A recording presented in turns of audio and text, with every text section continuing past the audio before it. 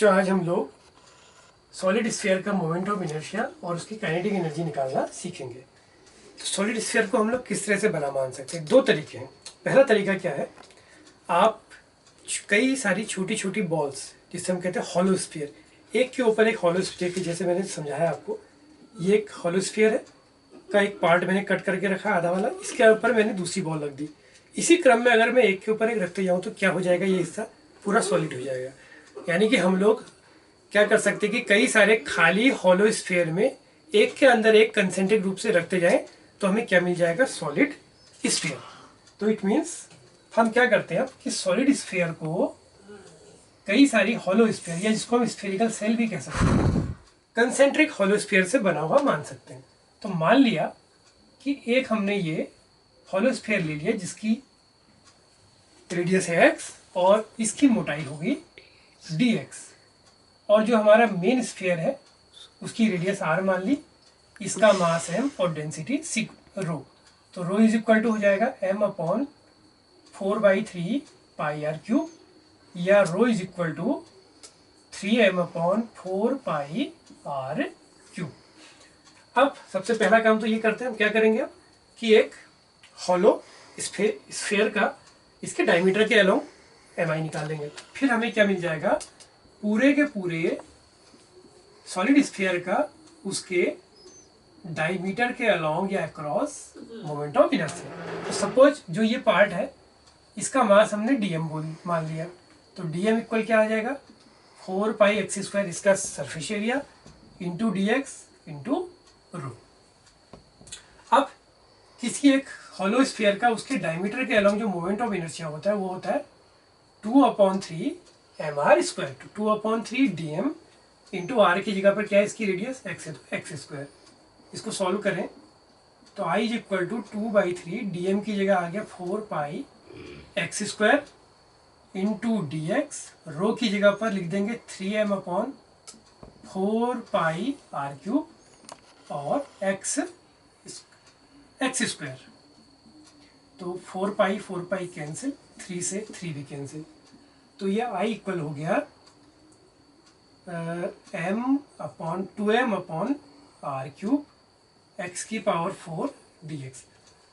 अब हमें क्या करना है कि पूरे स्फीयर का निकालना है, तो हमें क्या करना पड़ेगा, इसको इंटीग्रेट करना पड़ेगा। अब इंटीग्रेशन कहाँ से कहाँ होगा, ये चीज यहां से शुरू हुई है यानी कि 0 से, और कहाँ तक जा रही है, स्फीयर के सरकमफ्रेंस तक, या इसके आउटर पार्ट तक।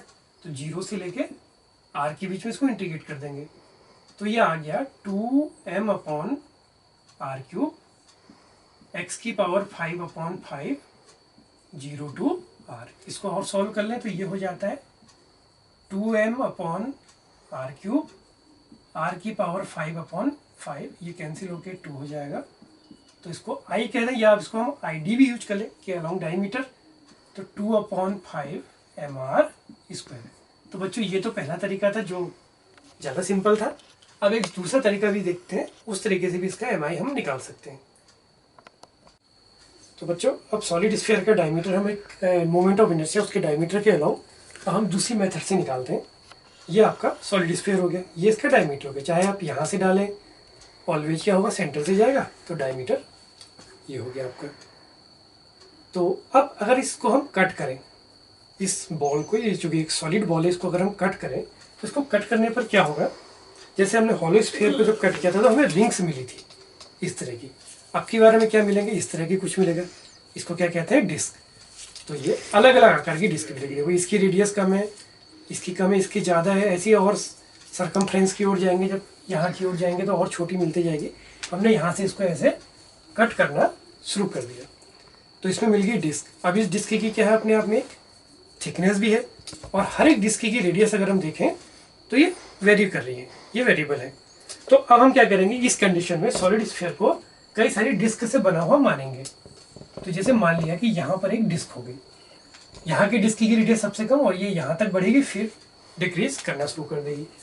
सपोज फिर वही चीज़ है, इसकी रेडियस को हम r मान लेंगे, मास m, डेंसिटी रो, और रो इज इक्वल टू हमारा जैसे आया था 3m/4 पाई r³। अब जो ये डिस्क बनी है इसकी थिकनेस या मोटाई को हमने ले लिया dx, इस डिस्टेंस को हम x मान लेते हैं इसके सेंटर से, ये आपकी ये इसकी रेडियस हो गई r और ये डिस्क की रेडियस हो गई y। तो हम क्या करेंगे कि डिस्क का मोमेंट ऑफ इनर्शिया निकालेंगे उसके सेंटर से जाने वाली एक्सिस के अलाउ और उसको इंटीग्रेट कर देंगे। इस तरह से निकालेंगे ना, यहाँ से कुछ इस प्रकार से कि ये जाएगी सेंटर से, ये तो इसको निकालेंगे और इसको इंटीग्रेट करेंगे तो हमें क्या मिल जाएगा, स्फीयर का मोमेंट ऑफ इनर्शिया। तो सबसे पहले तो डिस्क के मास की जरूरत है। तो इस डिस्क का जो मास हो जाएगा डीएम, वो क्या हो जाएगा, pi y square into D x into rho. अब इस पर भी और आगे इसको सॉल्व कर लें कि पाई वाई की जगह क्या आ जाएगा, under root r square minus x square. तो उसका स्क्वायर करेंगे तो are square minus x square d x, rho की जगह पर 3m/4 पाई आर क्यूब। तो पाई से पाई कैंसिल, तो हमारा जो डीएम है ये आ गया 3m/4 R cube R square minus x square into D X. अब इसका डायमीटर के नहीं, उसके सेंटर से जाने वाली परपेंडिकुलर एक्सिस के अक्रॉस हम एम आई निकालेंगे। तो वो तो आ जाएगा DM into Y square, Y की रेडियस है बाई 2।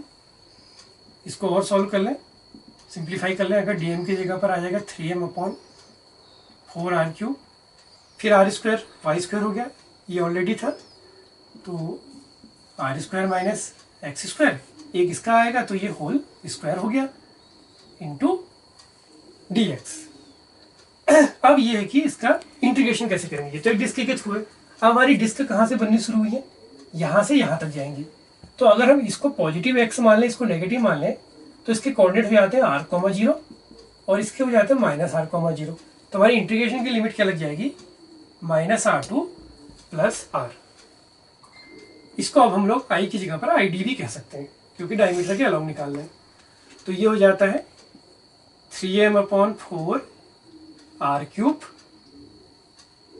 इंटू -r से r, इसका होल स्क्वायर कर लें, r की पावर 4 x की power 4 2r square X square into D X. अब इसको इंटीग्रेट कर देंगे तो I D is equal to 3m/4 R cube और इसका इंटीग्रेशन हो जाएगा r की पावर 4x, x की power 5/5 2r square X cube by 3 -r2r।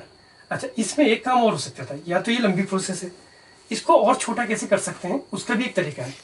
अगर हम इसी स्टेप से बचना चाहते हैं तो वो तरीका क्या है, ये एक इवन फंक्शन है, x की जगह पर अगर हम -x रख दें तो ये कैसा फंक्शन है, एक इवन फंक्शन है। तो इसका जब इंटीग्रेशन हम करेंगे तो वो क्या हो जाएगा, 2 × 0 to r, और इसमें एक ये 2 और था, यहाँ पे 2 और आ जाएगा तो ये 8 हो जाएगा। ये भी कैसा फंक्शन है, इवन फंक्शन है। तो इवन फंक्शन की प्रॉपर्टी होती थी इंटीग्रेशन की, आपको याद होगी, -a to a fx is equal to 2 × 0 to a fx dx। तो लंबी प्रोसेस से बचने के लिए हम इस इंटीग्रेशन की प्रॉपर्टी को अप्लाई कर देंगे। तो ये हो जाएगा 2 × 3m/8 आर क्यूब, और अब इसका इंटीग्रेशन जो हो जाएगा वो लिमिट, पहले लिमिट चेंज कर लेते हैं, 0 to r, r की पावर 4 x की power 4 2r square X square into D X.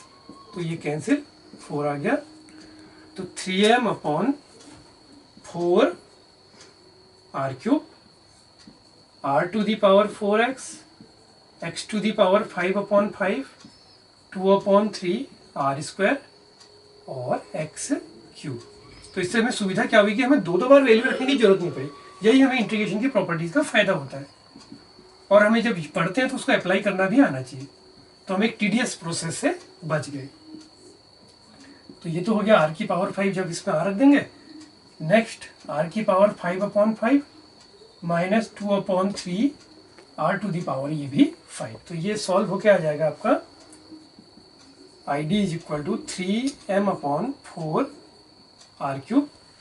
तो इसको सिंप्लीफाई कर लें, 15 इसका एलसीएम आ जाता है, तो 5 3 या 15, तो 15 r to the power 5 plus 3 r to the power 5 minus 3 5 या 10 5 2 या 10।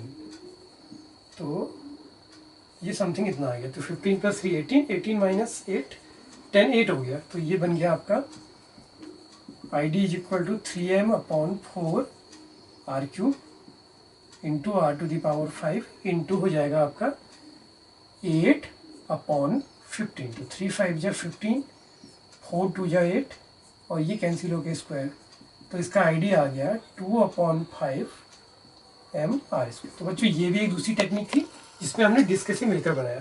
अब हम एक काम और कर सकते हैं, इसी का अगर मोमेंट ऑफ इनर्शिया हमें टेंजेंट के अक्रॉस निकालना हो तो उसको भी सिंपल अभी कर लेते हैं, कोई इसमें दिक्कत नहीं है। ये तो डायमीटर के अलोंग था। अब अगर हम ये हमारी एक टेंजेंट होगी एक तरह से समझे तो, अब ये क्या है, डायमीटर के पैरेलल होगी। चाहे आप अगर आप डायमीटर को ऐसे ही ले लें तब भी कोई ना कोई तो उसके पैरेलल तो आएगी। तो अब अगर हमें इसका किसी टेंजेंट के पैरेलल निकालना हो, मान लिया कि